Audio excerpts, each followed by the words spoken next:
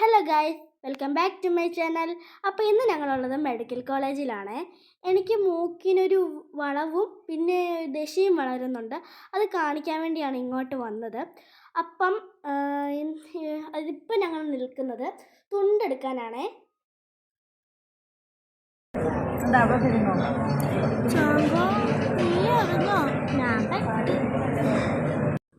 അപ്പോൾ ഗേൾസ്, ഞാനിപ്പോൾ ഡോക്ടറിനെ കാണിക്കാനിരിക്കുകയാണ്. ഡോക്ടറൊക്കെ വന്നു.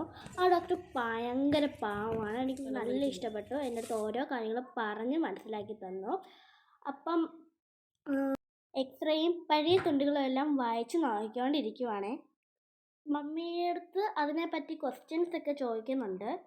ഞാൻ പണ്ട് അടിച്ച മരുന്നുകളെ പറ്റിയും ടാബ്ലറ്റുകളെ പറ്റിയും ഡോക്ടറും മമ്മിയുടെ അടുത്ത് ചോദിച്ചുകൊണ്ടിരിക്കുവാണേ.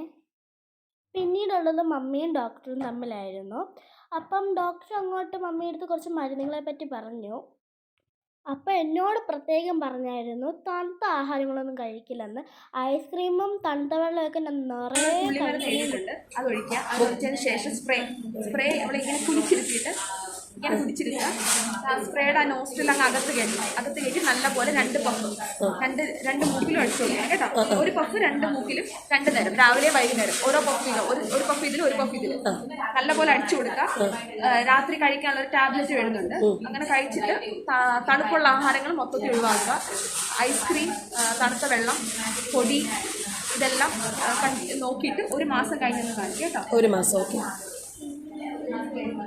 മരുന്നുകൊണ്ട് മാത്രം കാര്യമില്ല, പറഞ്ഞ കാര്യങ്ങളെല്ലാം ശ്രദ്ധിക്കണം കേട്ടോ. Okay ma'am, thank you. അപ്പോൾ ഗൈസ്, ഇനി 1 മാസം കഴിഞ്ഞിട്ട് ഡോക്ടറിൻ്റെ അടുത്ത് വീണ്ടും വരണം.